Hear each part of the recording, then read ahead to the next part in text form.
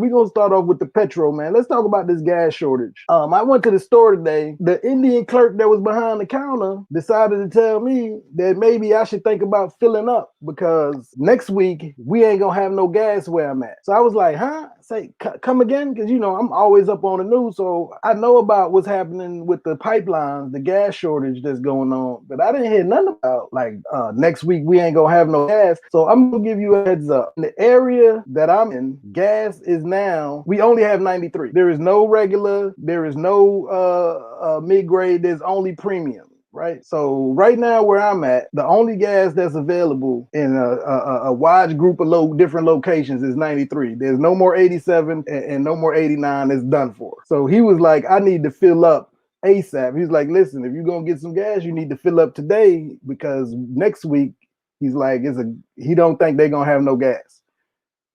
So what I heard on the news was that gas was supposed to be going up.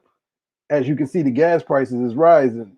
Nobody said nothing about us not having no goddamn gas. So I'm going to read this story of why we don't have no gas and what the hell's going on. It says the Russian criminal gang known as Darkside that is behind the attack that shut down colonial pipelines have claimed their only goal is to make money and not to cause chaos. As experts warn, gas prices can surge past $3 a gallon if America's largest fuel pipeline remains shut down. Says the FBI confirmed on Monday that Darkside, the Russian hacking outfit made up of ransomware veterans, was responsible for the attack on Colonial Pipeline, which runs from Texas to New Jersey and transports 45% of the East Coast fuel supply. So if you live on the goddamn East Coast, which I live on the East Coast, well, CD, you may be okay. Everybody on the West Coast may have a little longer to live. But eventually, if we can't get our gas back, we're going to be taking y'all gas. But right now, if you live on the East Coast, this is a major goddamn problem. So you got these Russian, I just was talking about also World War III, right? We was talking about, I did all the World War III. If y'all if y'all haven't checked the premieres out in those videos, make sure y'all go check those World War III videos. I did a 4-part series, part 1, part 2, part 3, and part 4.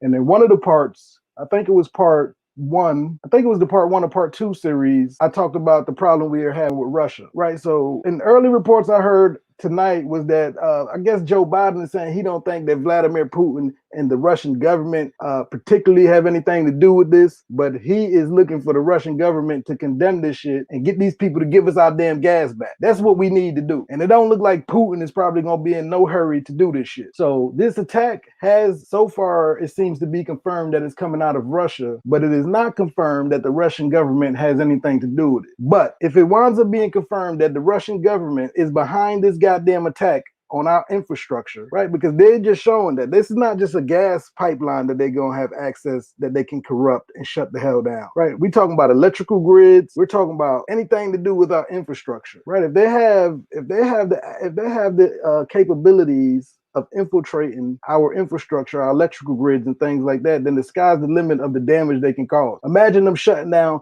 all the damn electricity on the East Coast or West Coast, right? And right now, as we speak, this colonial pipeline I don't know if they're going to pay this ransom, but they need to think about paying the damn ransom because right now they're helpless, right? They can't do a damn thing about it. They're basically at the mercy of these hackers who have hacked into their system and have took over the goddamn pipeline. One of the largest pipelines in America, might I add. This is probably the largest pipeline in America. So again, this is to tell you why when I went into the store today and me and the clerk talking how we do, laughing and joking, and he's like, hey man, you need to fill your car up because he knows I usually come there to get my gas. He's like, you need to fill up today, son. He's like, you need to fill up this week. He's like, because we don't got nothing but 93 left and there's a good chance, again, we're not going to have nothing left. It's going to be a major shortage.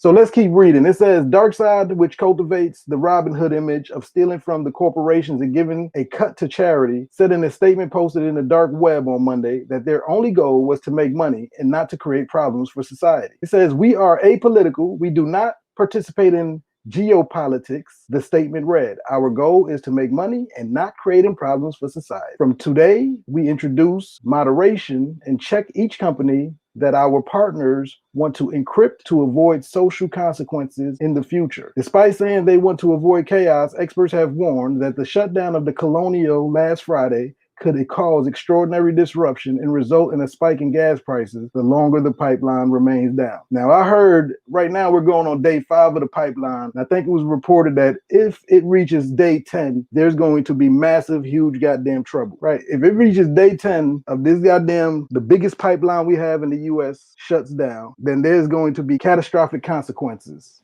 So I don't know what the hell these people gonna do, people. But I would say if you're on the East Coast, you need to be paying attention to this shit. Right now, the company that owns Colonial Pipelines and our US government has no control over this pipeline. Basically, they have shut the shit down and they are not giving access to anyone. And then I'm still unclear of how much money they're asking for, but I know it's in the millions, right? It's multiple millions of dollars that they're asking for. And they're saying, hey, you give us this money, we'll open the pipeline back up. But you can see the problem with not wanting to pay these some bitches, because obviously if you pay them, then what's to stop? If you cave into them, then what's to stop them from hitting the next target next month or next week or 2 months from now, right? So obviously how would I say it? The best case scenario would be to catch these some bitches and be able to shut that network down and stop them. All this Robin Hood shit is good if you give and taking from the rich, give it to the poor, man. But again, if you shutting down pipelines and you shutting down electrical grids, you ain't just hurting no goddamn rich people, right? Because again, really indirectly, you hurting poor people, because if they start raising the goddamn prices, that's gonna hurt regular people like me, right? Corporations have tens of billions, hundreds of billions of dollars. They not gonna be feeling the effect of this shit. So if you shut down the pipeline indefinitely or shut it down enough to where these some bitches got to start raising prices, it's gonna do the opposite of what Robin Hood would do. You're not helping poor people. I don't know what the hell these people are gonna do in this Colonial Pipeline situation. The article goes on to read, it says, despite saying that they want to avoid the chaos, experts have warned that the shutdown of Colonial Pipeline Friday could cause extraordinary disruption and result in a spike of gas prices the longer the pipeline remains down.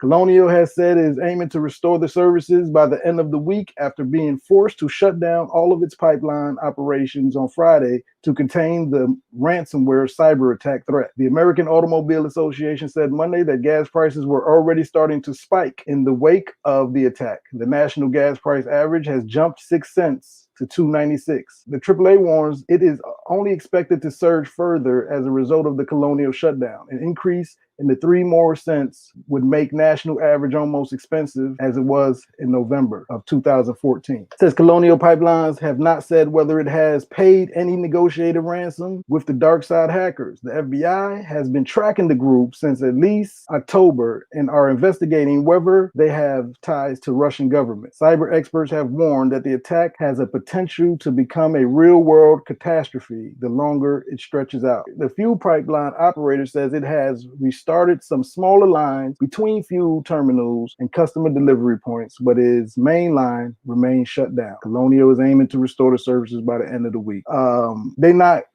don't know if they're gonna get these services restored. Just put it like this: if they don't restore the services by Friday, the end of this week, you're looking at a large portion or major spots in the East Coast without no gas. So I would say by this weekend, maybe by Thursday, I'll probably try to update this story if y'all gonna come through, those of you who paying attention, or if you hear on the news. But I would say probably somewhere by Wednesday or Thursday, you're probably gonna want to be filling up your tanks and prepare for the worst. It's either that or we could go to the West Coast and steal some of Lucia D damn gas, right? It's one of the two. But I'm gonna tell you that I went to my store today to deal with the dude that I deal with, right? It's right. One of my, we all got our favorite barbers. As a man, you got this and that, and then you got your convenience store you go to. So I went in my store today and he was like, hey buddy, you need gas, you need to fill up for the week. I'm like, what? He like, yeah, it's only 93 left, I have no other gas. He's like, no more gas coming in this week, and by the end of the week it'll be gone. I say, hey buddy, what the hell are you talking about? Oh man. So what I heard, again, I just heard that prices were supposed to skyrocket and rise. But word on the street is from the people that actually own the stores in the neighborhood is that in my neighborhood, they're telling me basically most of the gas is already ran out where I'm at. They don't look to have no refueling trucks coming in, and there can be literally no gas in my area next week. Now, I'm not sure how many people are going to be aware or know this, but come like Wednesday, I'm about to fill my shit up, right? I'm going to fill my car up, and I think that'll last me. I mean, I can make it stretch, you dig, in case for the worst case scenario. Anybody who stays on the East Coast right now, I'm trying to figure out, do you have gas? Am I froze? And why the hell am I froze? What the hell?